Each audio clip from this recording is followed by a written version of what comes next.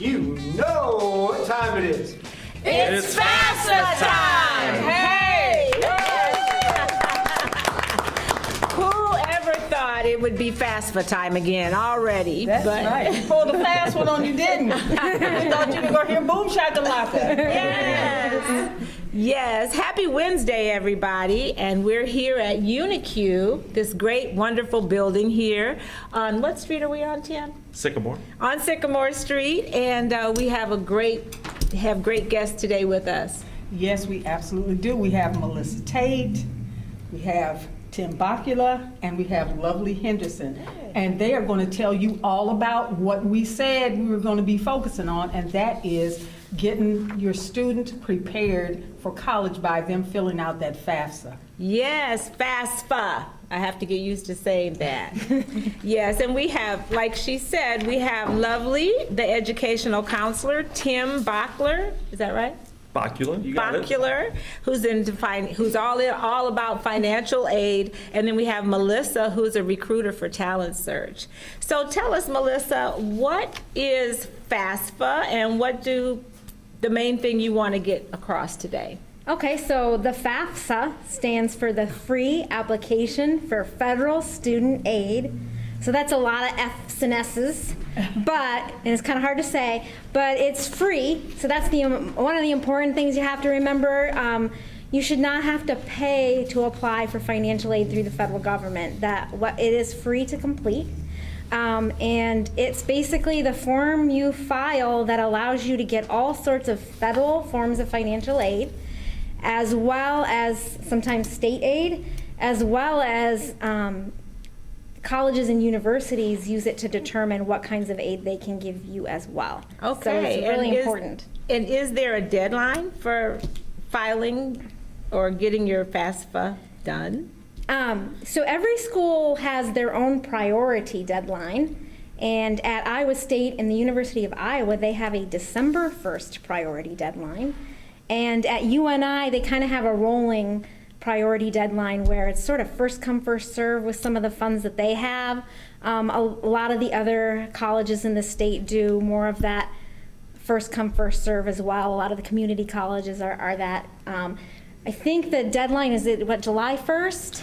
For the state? Yeah. Well, for you, I just want to point out something with UNI. We have a scholarship deadline and the FAFSA deadline technically on January 15th. So January 15th. We can put that out in terms of where a student would want to do both of those things to hopefully prioritize it so we could then create an award for them. So, yeah, but point being, do it as soon as you can. And now is the right time to start. I was just going to say, my motto is you can begin doing it for the following year, October 1st. So you should get in and get it done as soon as possible. Yes, and please, Lily, tell us how important it is for students to get that done as soon as possible. It is very important so you can see what you might qualify for, and if it's not all there, you can make sure you start applying for scholarships and maybe working a little harder to save up a little bit more money so you don't have to take out different things like loans and stuff like that. So get it done as soon as possible, beginning October 1st. October 1st. So what kinds of financial aids can a student qualify for? Sure. Tim. So the FAFSA would help you qualify for grants. So we're talking federal grants, state grants, institutional grants for any college that you're attending. So that's going to be your primary way to apply for need-based money. Grants are based on financial need.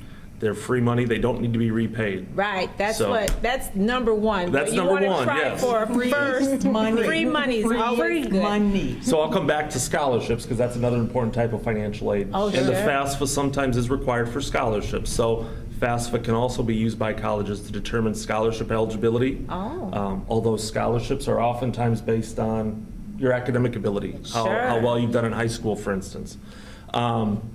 The third type of financial aid would be loans. So we'll talk a little bit about those if we have time, but loans would be monies that you could borrow at an affordable rate through the Federal Department of Education, and you'd repay those when you're done with school. And then the final type of financial aid would be student employment. So there's employment opportunities on college campuses. UNI has about 5,000 students that work on campus, and so it allows them the opportunity to earn a little bit of money while they're in college. Not all of those are through FAFSA, but that's one of the types of aid that you'd qualify for if you did the FAFSA. So you could qualify to get a job that's kind of waiting for you. Is that kind of right? I mean, Yeah. or you know of jobs that students can get? Exactly. Yeah, that's one of the fun things to talk about with students and families as they're looking, because they're kind of thinking of college as a place where we go to class and then we study. But there's so much more to do at college, and the involvement that they have, whether it's through student employment, that could include working in places like our office.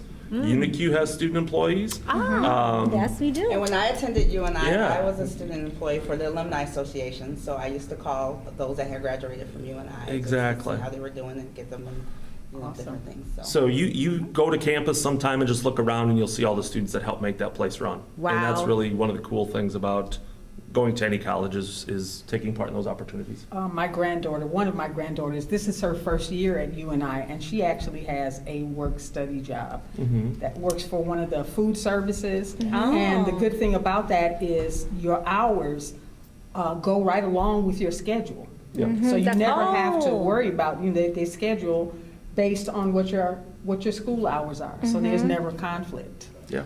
And I was wondering, what kind of interest rate does anyone can answer, do the students' loan carry? I mean, are Sure. they special interest rates for Yeah. students? I'll take that question. Okay. When a student does the FAFSA, they qualify for what's called direct loans. And those Okay. loans are directly through the Department of Education. There's interest-free loans while you go to school for some people who qualify. So by doing the FAFSA, we as a college can determine, are you eligible for an interest-free loan while you're in school? So that'd be phenomenal if you could get an interest-free loan. Yes. However, if you do need a loan that has interest accruing on it, Right. those federal loans are at 5.05% this Oh, year. And that's a okay. fixed rate, so it's fairly competitive with other loans that there aren't many other loans that a student can receive, quite honestly. And so it's one of the best options for students that need to borrow to look at their federal loan options through the schools that they're at. Awesome. So, yeah. Great. Lovely, is it a difficult process for people to, It's not difficult. For some it is difficult, but that's why we're here at the UNI-CUE to help them. We're a one-stop shop for them to come and get assistance. The program that I work for, we actually assist the non-traditional students, so we can help the parents of those students that are going to school as well in doing that FAFSA process and filling out for loans and things like that. And now I understand that you're going to have a big event where people can actually come and they'll get help filling out their FAFSA forms. Is that right? Am I Yes. saying it right? Yes, FAFSA, you got okay. it. You got it. And when is that? You have 3 different dates, Melissa? Correct. So we're having 3 FAFSA Ready Iowa events, and they're put on by ICANN, the Iowa College Access Network. And those nights are going to be this coming Tuesday, October 30th, here at the UNI-CUE from 4 to 7. And then we're going to have one at East High on November 27th. That's also 4 to 7. And at West High on December 11th, also from 4 to 7. And so we are going to have people from the Financial Aid Office, as well as the Educational Opportunity Center, the Talent Search Program, the Upward Bound Program, all available. We have many, many years between us helping students fill out the FAFSA. So we will be helping you with that night for free. So you can bring, if you have multiple students going to the college, you can all come together and get everybody's FAFSA done all at the same time. Right. And with 3 different dates, I think you should have pretty much everybody covered Definitely. that wants to have their forms help with their forms. So tell us, what type of taxes do you use when you're Sure. When you're doing the when you're FAFSA, doing right? the FAFSA? Yeah, so, It sounds like a dance, doing the FAFSA. yeah. In terms of taxes, there's something that has changed over the last couple of years. And so traditionally it was bringing the prior year's taxes. And now what it's moved to now is bringing in what they call prior year's taxes. So let's think about this. If I'm a high school senior and I'm going to be going to college next year for the 1920 academic year, I'd be doing a FAFSA for the 1920 academic year and bringing in 2017 taxes. Okay. Which would have been done. Prior. Yeah, exactly. Which would have been done in April of 2017, right? So everyone should have their taxes done by now, hopefully. If not, we could kind of help you with that too and talk through it. But by using that, it's going to allow students to do a couple things. One, either bring their taxes with them, which is one of the things that Melissa and Lovely kind of point out when they're putting on events like this, or you can actually do something that's really cool called the data retrieval tool. So built within the FAFSA, it kind of guides you into linking up to the IRS and saying, hey, bring my taxes into the FAFSA. Just download everything right in there. Wow. And that makes it really easy and efficient if you're able to do that. It's a game changer. Yes. If you can retrieve those taxes, it's a lifesaver. Exactly. So it makes it really easy and efficient for families to get through this. They're not guessing which lines for my taxes go into the FAFSA anymore. If we can get you in through the data retrieval tool, we're going to be ready to roll. They just have to remember the address they use when they file those taxes. Yeah. Because they might have moved during the year and it might be Oh, a different sure. address. So it has to be that address you use. And that's why I kind of still like having families bring their taxes Yes. with them. Sure. Then they'll have that address there. They could have everything ready and available to go. So. Now, there are going to be some students who actually aren't supported by their parents and are trying to navigate this situation. Yeah, and so those students we'd probably talk to on an individual basis to figure out when we say not supported, does it mean not supported financially, or are there other circumstances that aren't allowing their parents to kind of provide the information needed? Right. And so what we'll oftentimes tell students is if it's lack of financial support or your parents are unwilling or unable, that isn't enough to not include them in the FAFSA. But if it's something where there's been circumstances that have caused you to have to move in with other people or parents are away from you, we would talk through that with them, and kind of each school would help them determine what we can do to help work through the FAFSA with you. Or maybe And the legal student- guardianship is an Yeah. issue. Yes. Yeah. And the student needs their parent information up to the age of 24. So Mhm. even though you don't live with parents anymore, you still need your parents' Yeah. tax information until you're 24 years old. But it does come up, that's a good question. So if a student is ever wondering, I'd say the best thing to do would be to probably contact the school that they're looking at and kind of tell them about your situation, and we'll sort of see what the best approach would be to help you out. And you being a counselor, I'm sure you run across all kinds of personal, individual situations Yes. that may be different than the norm. Yes. So talk about that. What if the parents are divorced, or they, like he said, are those some of the things that you run into? Yes, and I would just let them know, inform them that whatever parent that they are supporting or lived with would be the one that they would use on their FAFSA to use their information. And like Tim said, if they can't, they would have to talk with the school about special circumstances. And that's, each school is different and they go by different guidelines and saying what they could use and who they did not have to use. One of the cool things about the FAFSA too is, so the questions that come up quite often is when you asked about, well, my parents are divorced, who do I put in there? There are so many help tools along the way within the FAFSA anymore that if you have a question and there's a little question mark by it, you click on that, you're going to get your answer. So while we're here as experts, Right. kind of what many families will do on their own if they're not meeting with us is kind of take a look at that and read up in terms of what question they're on in the FAFSA, and there's a lot of built-in Q&A that's really helpful now. So Will students get some sort of ballpark figure as far as how much money they might be able to receive? you want to talk about that? I mean, in general, or I can take it too. Well, from my experience, when they complete the FAFSA, at the end there get a confirmation page that'll tell them what they may qualify for that year. And it'll tell them if they're Pell Grant eligible, because it's going to give you a expected family contribution ballpoint, and if they're under a certain guideline, they may qualify for federal grants. If not, they'll just be able to get so much in loans. Yeah. So it'll tell you at the very end, your EFC, like Lovely said, if you qualify for Pell, great. Loans, they'll be in there too. Sometimes parents qualify for loans, those would be listed potentially as well. So by the time you're done, you should have a pretty good estimate of what your award could look like.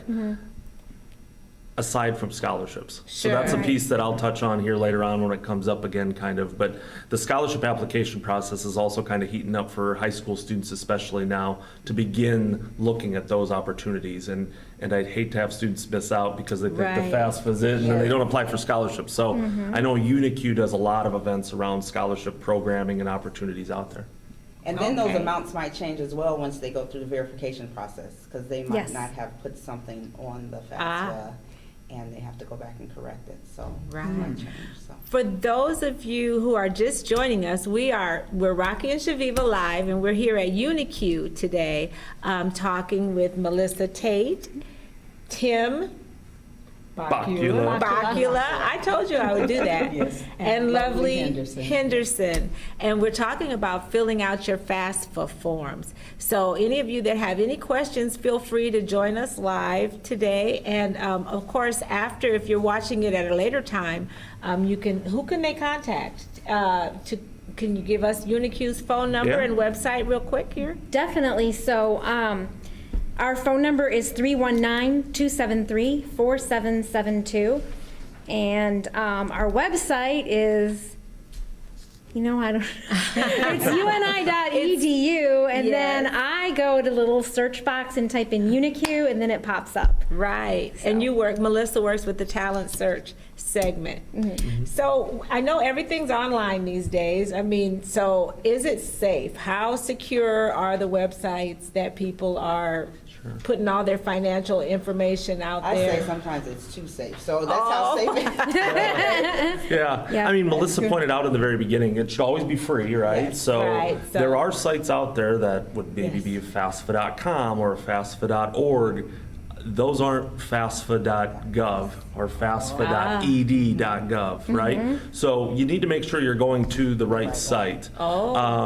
So that's one thing. So be careful of that. Don't pay anyone off, obviously. But then in terms of security, otherwise, it is extremely secure in terms of having information downloaded from the IRS into the Department of Education.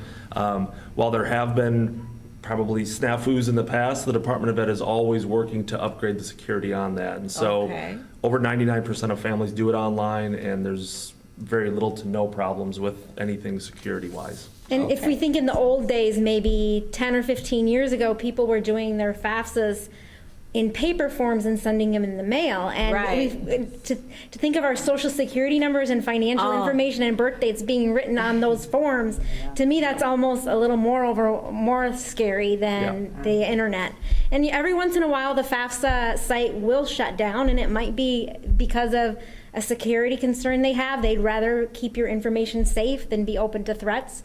So every once in a while, hopefully we don't have that on that Tuesday, but just to know that's to protect you if there is a temporary shutdown. Now, who is required to sign the FAFSA? The forms, yes. Great. Yeah. Well, definitely the student. They will have to, what they have now is, when I went to school, we just had a code, a 4-number code that we would use to sign our FAFSA. Now they have the FSA ID, and you can create that, and it'll be a username and a password. And you can, when you're done with the FAFSA, you can do it electronically if you have that username and password. But if you don't, you can still do a signature page and mail that in. And the parents, if you're underage, you have to have your parents' signature as well. And they can create a FSA ID as well too, and sign it electronically. And underage is all the way to 24? 24. Okay, right, right. You know, that's so funny because I remember when my son first, and my daughter started going to college, I thought, they're going on field trips on the airplane, and I'm like, nobody called me for permission, But I guess they should have, right? No, I'm just kidding. But you still have You need to take care of your babies. put your information. 24? Yeah. Right, Yeah. right. Well, Tim, how do I know how much money I'm going to get? Sure. So one of the things that Lovely said right after that FAFSA was done, you're going to know a lot about how much money you're supposed to receive at least. Sure. According to income, your house. Yeah, right. So when you download your income information and everything else from your taxes that's asked for on there, the Department of Ed will create this EFC number, and that will come to the school then. So it would come to UNI if you listed UNI on your FAFSA. So part of doing the FAFSA says, which schools do you want this sent to electronically? You can list really virtually as many as you need to. Yes. Quite literally. I mean, there's 10 spots, but if you needed more than that, they can accommodate that too. So Okay. hopefully they've narrowed it down to a few, but anywhere they send it to will receive that information and be able to create that award for them then. And so that award would include most of what was on the original kind of chart that says, here's your Pell Grant and here's your loans. But then each school does also have kind of institutional dollars that they can help award. So we have grants that help students out beyond the Pell Grant, for instance. And we have scholarships that students can apply for that may or may not require the FAFSA. Actually, most of our scholarships don't require you to do the FAFSA. They're going to be based on kind of merit or ability. So our scholarship application for UNI is out there from now through January 15th for all entering students. So they can do that. We could probably point to them at these nights as well as any other time in our office too if they need any assistance. Your high school guidance counselors also have all of this information, would be able to readily share that. So hopefully we get a combination of what the FAFSA can offer through the Department of Ed, Yes. what the school can offer, and then kind of the third thing that we oftentimes talk about in our office is what can the family sort of contribute still to? So it's Right. kind of a three-pronged approach. What is the government able to do? What is the school able to do? And what's the family able to do? And that's where it all kind of comes to a head in terms of finding the school that's the right fit for you financially. Are most, are most students able to get the bulk of their educational expenses covered through the things that you just mentioned? Sure. The FAFSA. Yeah, I'll turn this into a quick UNI commercial for our office. Is that all right? We got the backdrop, right? So UNI rocks. one of the things that we're proud to offer students that many qualify for is our tuition guarantee program. So that would allow a student who does a FAFSA and shows financial need, an EFC from 0 to 1,000. So that doesn't mean anything to your audience right now, but I'm just giving the frame of that. So high need students have the ability to qualify for guaranteed tuition to be covered through grants and scholarships for all 4 years that they're in school. So that's covering tuition, fees, no matter how much they increase each year. We, along with assistance from scholarships and the Department of Ed, are going to cover that for you. And then if you need to, let's say, pay for housing, maybe you want to live on campus and you don't have the means to pay for it, then you'd have to work with us on, well, should I take a loan? Should I live at home and commute? I mean, there's a lot of students that do a variety of different things, especially those that live kind of in Blackhawk County, basically. So we'll have Sure. plenty that commute. Close enough. There's plenty of advantages to living on campus, though, too. So. No, I'm smiling because this is all, not only is it familiar, but I see that things have not changed. I am a UNI alumnus. This is my story. I mean, as far as taking advantage of, availing myself of the FAFSA and the funds that were available, I was able to go to University of Northern Iowa. So, and you learn very quickly how important it is to make sure that you go on and apply for those things. So this is great that you're going to have 3 events where Yes. students and parents, because you sort of tend to have a feeling that, oh, I'll get to that, and you put it off till the last, and that's Right. where you run into some problems where you can just make it smooth sailing. Do it. Do it. Do it. Do it. We're here to soon. help, yeah. We're here to make it easy It's for you. easy, definitely. Just And come in and such a go friendly process. staff. I mean, you walk in the door here and you're greeted with a smile, and the hospitality here is just wonderful. You guys do a great job here at UNI-CUE. Absolutely. And for those of you just tuning in, we're here at UNI-CUE, right here on Sycamore Street. Is that right? Is That's right, Sycamore Street? Okay. 800 Sycamore Street. 800 Sycamore Street, and it's open to the public. Come in, and if you have any questions after today's show, anybody here can answer any of the questions you have. Remember also, October 30th at 4 to 7, we will be back. Will we be back here on that day? Are we supposed to be live? I believe we're going to be live. If you want to, you can. Yes. You're welcome. We're going to come back and show you how this is being done the very first time, and maybe encourage others to come out for the next date, or even maybe run in for the, do you have to have an appointment, or people just come in at any time on the 30th from 4 to 7? It's basically an open house, but Open we do house. have some opportunities to schedule appointments for people who'd like a specific time, so they can just call and we'll get that set up for you Yeah, as and it's well. open Right. house to the student as well as I said the parent. If they're thinking about going back to school too, we can do your student's FAFSA and do your FAFSA at the same time. Yep, so Wow. parents, remind your students. Students, remind Remind your parents. Yes. Come on out and get it done. Yes, yes. are there any comments, or people are probably wondering what is going on? Right. But you can expect to see us live just about anywhere, and especially now we'll be a lot here because we've kind of partnered with UNI-CUE, and we want to make sure that everybody knows what they need to know about FAFSA and all the other things concerning UNI-CUE. Yes, so you can be aware of the educational opportunities that are here for you to avail yourself of, and just, the Right. financial aid, the help that is here to help you get your situation going, so.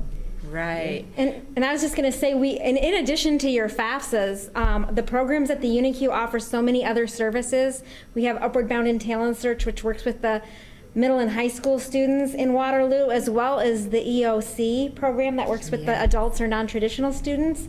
And so we do college tours and ACT registration. We have ACT prep. We help with the scholarships, with college applications, with career exploration. And then the EOC does a lot of those. Do you want to talk about some of the other things the EOC does as well? Yeah. Mainly, when we're talking about the FAFSA and the loans, those that have taken out loans and they may be in default right now, they're not going to get their income tax refund because the government's taking it or they're getting garnished. We can assist you in getting those loans out of default. You don't have to pay a service because there's a lot of letters coming in the mail, emails. We can forgive all your loans. No, they can't. Ignore those calls and they're gonna charge you. emails. Ignore that. Call us and we can help you get those loans out of default for free. For free.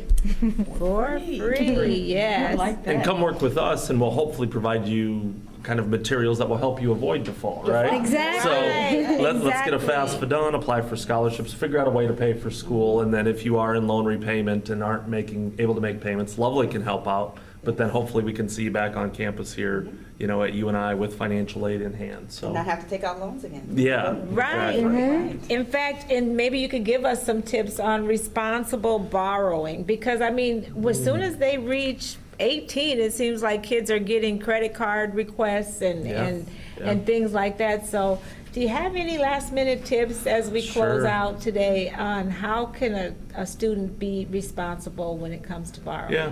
One, I think, just when it comes to responsible borrowing is kind of having a plan. So knowing what can I afford, Yes. and if I'm in too deep, what do I need to do to kind of figure things out sooner rather than later? So Right. taking control of it and understanding it is step one. So a lot of students who end up not able to make repayments are kind of wishing things would happen differently and not taking the proactive steps. So Right, being we're all here to proactive. help. Yeah. Be proactive, ask questions, but then also with responsible borrowing, kind of sounds easy, but create a budget and only borrow what you need to. Yes. So a lot of students and parents, for that matter too, get tempted by, here's an opportunity for me to borrow something, I better Right. do it.